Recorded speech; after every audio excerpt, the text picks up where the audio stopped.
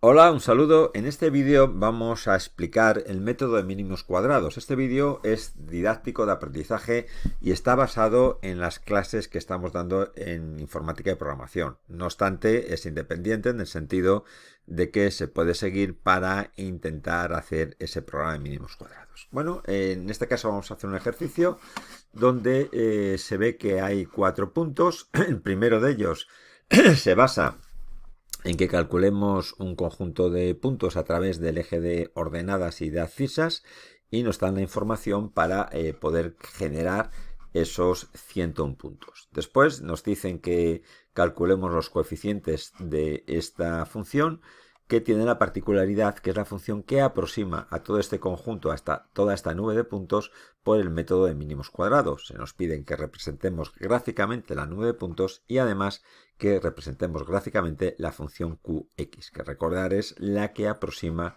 por mínimos cuadrados. Bueno, en este caso tenemos que tener clara una serie de técnicas, cómo se generan números aleatorios, la técnica para dibujar funciones a través de un conjunto de puntos, los sumatorios, expresiones de tipo v sub i o m sub ij y la combinación de estas técnicas. Sabiendo esto, este programa no tiene ninguna dificultad. Si no se controlan estas técnicas, pues bueno, pues habrá que estudiarlas o analizarlas de forma previa a la explicación de este programa. Bueno, vamos a empezar por el punto 1, en el sentido que nos dicen que generemos un conjunto de 101 puntos donde, como todos los puntos tienen que tener un equivalente en el eje de abscisas y en el eje de ordenadas, pues nos van a decir cómo calcularlos. En primer lugar, nos dice que se generen en 101 puntos en abscisas que estén uniformemente repartidas entre menos 4 y 4 en cuanto a los valores del eje. Bueno, pues en este caso es muy sencillo. Bueno, recordar que primeramente poníamos estos comandos y vamos a ir documentando el apartado. En este caso es el apartado 1 y con el comando linespace es con el que obtenemos pues 101 puntos y repartidos entre estos límites, menos 4 y 4, y esos puntos son equidistantes o repartidos de forma uniforme. Después nos dicen que se generen otros 101 puntos aleatoriamente, otros 101 valores aleatoriamente, y esos valores se corresponden con el eje de ordenadas y que además estos valores se den de forma aleatoria entre 0 y 17. Bueno, pues si vimos también cómo se calculaban un conjunto de valores de forma aleatoria entre dos límites. ¿Y esto cómo se hacía? Se ponía primero el límite A, en este caso 0, se le sumaba B menos A, es decir, límite superior menos límite inferior, en este caso 17 menos 0, poníamos el comando run o la sentencia run y le decíamos que estos números aleatorios que generara fueran una fila de 101 elementos, es decir, un vector de 101 elementos, es decir, un conjunto de 101 puntos de forma aleatoria que equivalen 101 valores, de forma aleatoria, equivalentes entre este eje, entre 0 y 17 en el eje de ordenadas. Por lo tanto, bueno, pues ya tenemos los puntos correspondientes a dos valores que están definidos por ese y. Es cierto que ya con esto podríamos dibujar directamente el apartado número 3, es decir, donde nos piden que represente gráficamente la nube de puntos. Bueno, pues esto lo podemos dibujar pues de una forma bastante sencilla. Vamos a poner el apartado 3 y con el comando plot, donde dibujamos los valores de S, que S, recordar, es los valores correspondientes el eje de abscisas y los valores de i correspondientes al eje de ordenadas. El OR lo único que quiere decir es que vamos a visualizar en esos puntos, pues en este caso un circulito. Bueno, vamos a grabar esto. Mínimos cuadrados, pues AF ejercicio.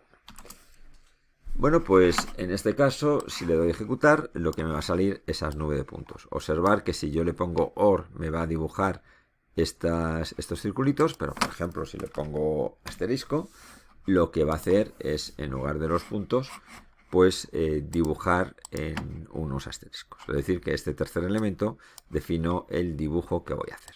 Bueno, pues como veis, de una forma bastante sencilla hemos calculado el punto 1 y 3. Vamos a ir ya al punto 2, el apartado 2, que en este caso pues sí que es cierto que pues implica conocer la receta de mínimos cuadrados, es decir, cómo hacer mínimos cuadrados. Para ello tenemos que ir a ver la teoría.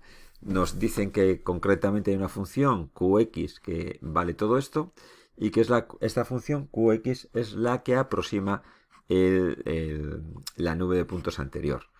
Bien, no nos queda más remedio que ir a la teoría, cómo se hacen los mínimos cuadrados. Bueno, como decíamos antes, están los requerimientos mínimos.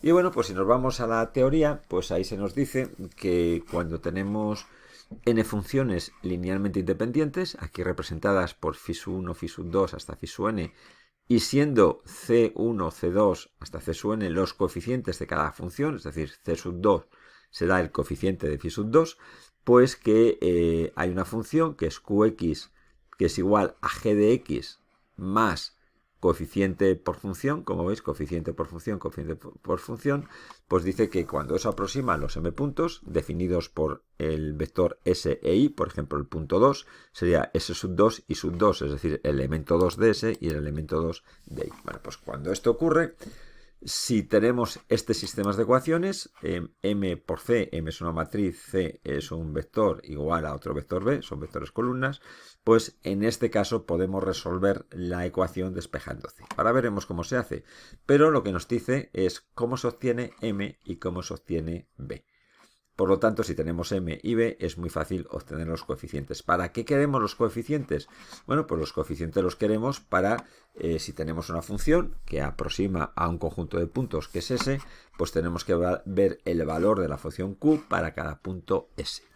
Y para conocer esa función, evidentemente tenemos que conocer los coeficientes, porque los demás datos nos los dan. Por ejemplo, las funciones linealmente independientes y la función g de x. Esto son valores que aporta el propio enunciado. Bueno, vamos a verlo. En este caso, esta es la diapositiva, no está en esta función, y vamos a identificar, pues, por ejemplo, cuántas funciones linealmente independientes hay, es decir, la φ1, φ2. Esto lo vamos a ver de una forma muy sencilla, porque lo único que tenemos que buscar es los coeficientes que multiplican la función. Recordar que φ1, ¿quién es? La función a la que multiplica c1. Bueno, por lo tanto, ¿quién sería φ1 en esta expresión? Pues x, porque es la función a la que multiplica c1. ¿Quién sería φ2? Pues en este caso x cubo. ¿Por qué? Porque es la que multiplica c2. ¿Y quién sería φ3? Pues en este caso coseno de pi por x, porque es la que multiplica a c3. Por lo tanto, mirando esta fórmula, es algo que tendremos que hacer siempre, mirar la fórmula, determinamos que hay tres funciones linealmente independientes. Vamos a usar una función handle para definir una función de funciones y en este caso pues las vamos a definir de esta forma. Phi arroba x, es decir, la función en base de x, es la primera x, la segunda x cubo, la tercera coseno de pi por x, por esto que habíamos dicho. ¿Y cuál sería la función g? Dentro de esta teoría, recordar que hay una función g de x más todas estas otras. Bueno, pues en este caso, la función g sería el resto, es decir, todos aquellos términos que no están multiplicados por ningún coeficiente. En este caso, tendríamos 1 y observar x cuadrados. Por lo tanto, la función g sería 1 más x al cuadrado. Bueno, vamos a parar aquí un momentito y vamos a hacer una prueba con funciones. Para ello voy a ejecutar el programa para que pues tenga el valor de g y el valor de phi, es decir, que defina las funciones. Voy a usar el Command Windows para experimentar. ¿Qué voy a hacer? Bueno, pues por ejemplo, g de 3, si le digo que me calcule, me daría el valor 10, es decir, recordar que g es 1 más x al cuadrado, por lo tanto, si x vale 10, esta función sería 1 más 3 al cuadrado, que es 9, más 1, 10. Por lo tanto, nos da este valor. Si yo le digo phi de 3, nos va a dar un vector columna donde cada fila representa la función que está dentro de phi. Recordad que son 3 funciones, por lo tanto, si hay 3 funciones, hay 3 filas. El primer valor, ¿qué sería? Pues la primera función para el valor 3. En este caso, sustituimos x por 3, que en este caso sería 3. Y este es el primer valor. El segundo valor, ¿qué sería? Sustituir en esta función el valor de x por 3, que en este caso sería 3 al cubo. Y en este caso de aquí, sustituir x por el valor 3 y nos daría este coseno. Muy bien, imaginar que tenemos un vector S. Este vector S tiene los elementos 4, 6, 7, por ejemplo. Eso quiere decir que S sub 1 es 4, que S sub 2 es 6 y que S sub 3 es 7. Bueno, si en este caso le digo que me calcule el valor de la función g para el vector S, observar que nos da 3 elementos, el que corresponde al valor de la función para cada uno de los elementos de S. Es decir, este sería g de S sub 1, este sería g de S sub 2 y este sería g de S sub 3. Muy bien, si hacemos lo mismo con la función phi, es decir, le vamos a dar ese vector que habíamos definido anteriormente, observar que nos va a dar 3 filas. ¿A qué se corresponde cada fila? La primera fila son los valores de la función fi1 para x. Y x, en este caso, pues vale 4. Bueno, pues en este caso observar que es 4, 6 y 7, porque es el valor que se obtiene sustituyendo S sub 1 por x, S sub 2 por x y S sub 3 por x. Y aquí tenemos estos valores. La segunda fila, ¿cuál es? La segunda fila es los valores de la segunda función, segunda fila, segunda función, para cada elemento de S, es decir, valor de la segunda función para S sub 1, para S sub 2 y S sub 3. Y la tercera fila son los valores de la tercera función para cada elemento de eso, es decir, de S. Este sería primer coseno de pi por S sub 1, coseno de pi por S sub 2 y coseno de pi por S sub 3. Bueno, pues observar que mirando esta matriz nosotros podemos saber el valor de la función y el punto concreto de S. Por ejemplo, este valor de aquí, ¿a qué se corresponde? Se correspondería la función segunda del punto S3. Bueno, pues esto es lo que vamos a utilizar para definir, observar en esta parte de aquí, donde nos están diciendo que el sumatorio es phi sub 1, phi sub i por S sub k por phi sub j de S sub k. ¿Qué estructura vamos a saber para ver cuál es la función, por ejemplo, f1 y f2 del punto S sub k? Pues esta matriz que tenemos aquí. Y para ello, lo que hacemos es que vamos a almacenar esta matriz, por ejemplo, en la variable p. Y aquí tendríamos pues los mismos valores que antes, pero en una matriz. Y esta matriz ya la puedo controlar. Por ejemplo, si le digo p 2,3, ¿esto qué equivale? Esto equivale el 2, la fila, por lo tanto estamos diciendo que se está refiriendo a la función 2, y 3, ¿a qué se está refiriendo? A la columna, por lo tanto estamos refiriendo que el valor es S sub 3. Es decir, esto de aquí sería equivalente a phi sub 2 del punto S sub 3. Y esto es lo que vamos a utilizar para manejar esta expresión. Es decir, esto lo sustituiríamos por P, PI, K, PJ, K. Y nos daría el valor correspondiente. Bueno, pues dicho esto, lo que ya sí que vamos a hacer es poner la función, los valores de la función phi, y se los vamos a asociar a f.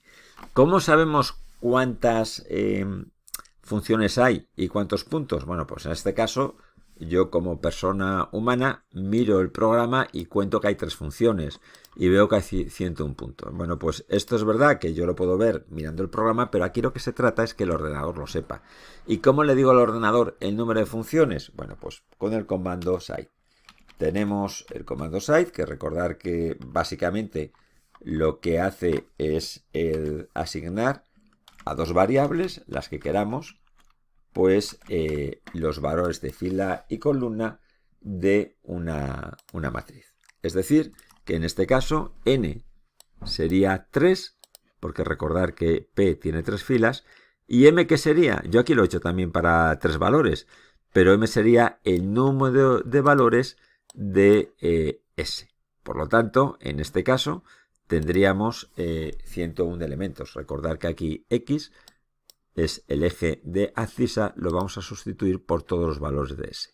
Bueno, pues con esto ya tenemos o hemos hecho una primera visión de interpretar qué es phi y qué es g. Una vez que tenemos eso, pues ya es bastante sencillo calcular las matrices. Es sencillo, evidentemente, si conocemos las técnicas de cálculo de matrices y las técnicas de cálculo de asignación. Bueno, yo aquí he puesto la solución.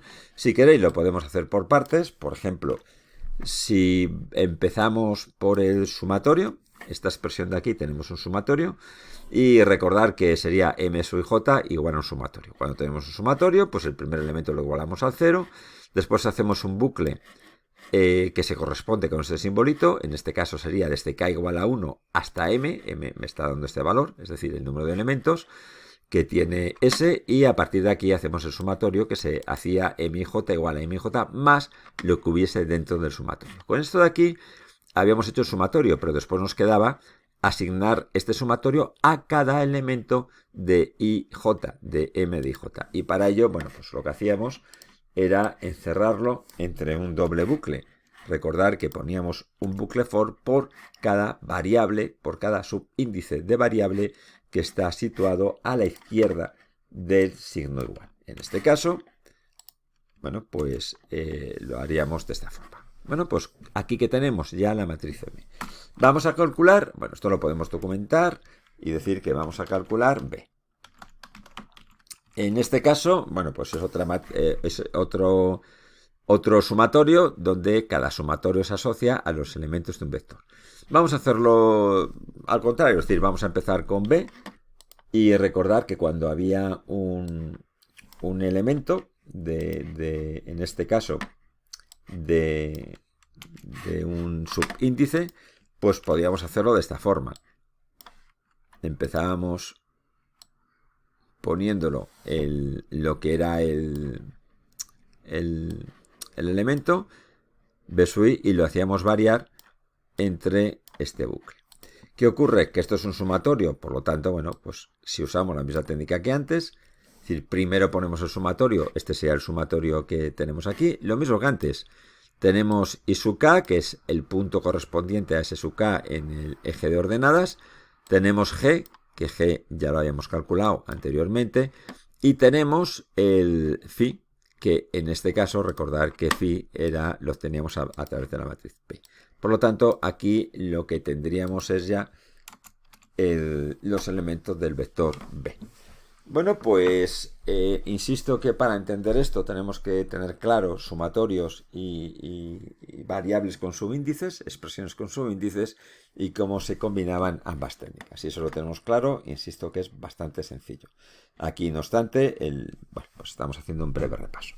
En el momento que tenemos M y B, pues podemos calcular fácilmente los coeficientes. ¿Y cómo calculamos los coeficientes? Pues en este caso es una forma muy sencilla, porque en esta expresión M por C igual a B, para calcular C es la inversa de M multiplicado por el vector columna B. En este caso, en MATLAB se pone así, C es igual a la inversa de M por B'. ¿Por qué ponemos B'? Porque observar que B, aquí hemos obtenido B en un vector fila, y como tiene que ser un vector columna, lo transformamos. Si aquí B lo hubiésemos obtenido en un vector columna, pues entonces no haría falta poner B'. ¿Cómo calcularíamos un vector columna? Bueno, pues indicando precisamente de esta forma. Pues sería en la primera vuelta el 1, 1, en la segunda el 1, 2, en la tercera el 1, 3, y aquí evidentemente poniendo el cambio correspondiente en todos estos índices. Eso si queremos calcular directamente el vector columna. Si no, si es el vector fila, lo podemos poner de esta forma. Bueno, pues ya tenemos C. Entonces, por lo tanto, observar que el apartado 2, este de aquí, pues ya lo tendríamos calculado también. Este apartado estaría calculado. Y ahora iríamos, el 3 ya lo hemos hecho, al cuarto. El apartado cuarto, trata de dibujar la función Q. Bien, para dibujar la función Q, pues el comando sería plot S mayúscula, coma, Q, siendo Q la función que tenemos aquí. ¿Esto qué haría? Dibujaría los puntos S sub 1, Q sub 1, S sub 2, Q sub 2, S sub 3, Q sub 3, así sucesivamente.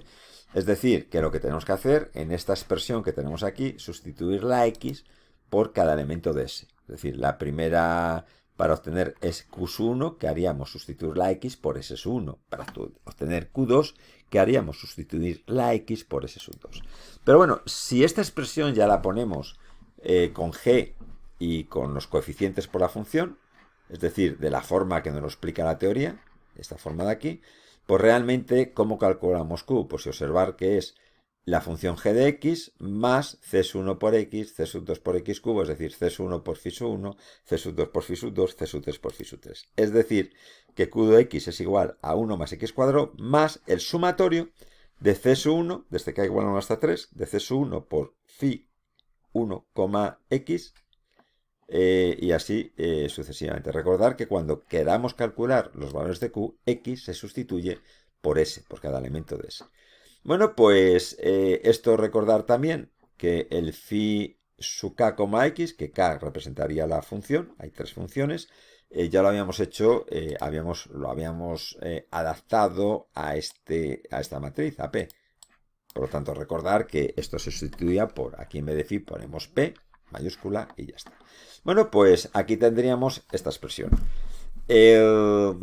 Insisto en que tenemos que calcular cada i se correspondería con la sustitución de x por s sub i. Es decir, q sub 1 sería sustituir x por x sub 1 y así sucesivamente. Bueno, y nos está diciendo que i varía desde 1 hasta m. ¿Por qué? Porque s tiene m puntos, 101 puntos, si os acordáis. Bueno, aquí vamos a usar una técnica distinta que también la hemos visto, que es la técnica de simplificación. En este caso, ¿qué hacemos? Pues esta expresión, este sumatorio lo sustituimos por sum S2 y la expresión que me queda es esta. Q sub i es igual a G sub i más sum S2. Recordar que este i es GS sub i. Bueno, pues en este caso, pues es bastante sencillo porque si aplicamos la regla que os decía antes, pues pues sería así. Esto sería la forma de calcular esta expresión directamente, Q sub i igual a G sub i. Recordar que aquí en lugar de i es S sub i. Bueno, pues entonces esto sería la forma de calcularla. Es muy fácil, es copiarla básicamente. Pero sum S, que es el sumatorio, por lo tanto el sumatorio lo tengo que calcular aquí. ¿Sé calcular el sumatorio sum S sabiendo qué es esto? Pues sí, la verdad es que el sumatorio es un S. Si aplicamos la técnica de sumatorios, pues realmente sería aplicarlo aquí. Bueno, y de esta forma ya tendríamos calculado todos los apartados. Si ahora lo imprimimos, pues nos daría, en este caso, pues un dibujo que observar que aquí tenemos la función aproximada, pero nos faltan los puntos y nos pedían que dibujáramos las dos cosas. Para dibujar varios plots en una misma hoja, recordad que tenemos que poner el comando hold on. Y en este caso, hold on, si ahora ejecutamos, pues veremos que se ha superpuesto las dos imágenes. Bueno, pues veis, aquí tenemos la nube de puntos, en este caso representado con un asterisco, y la función que aproxima por mínimos cuadrados esa nube de puntos. Recordad que los puntos definía qué quería que me dibujara en el apartado 3, que era por aquí, donde aquí, bueno, pues podía poner esto o podía poner OR. Si esto lo dibujo de nuevo, pues veréis que ahora, bueno, pues sustituye los puntos por la función. Si esto lo ejecutáis varias veces, pues no os va a dar siempre la misma función, porque recordar que i, es decir, los valores correspondientes a las ordenadas, al eje de ordenadas, son aleatorios, por lo tanto no os va a salir siempre exactamente igual. Será algo parecido, pero no será exactamente igual como os decía.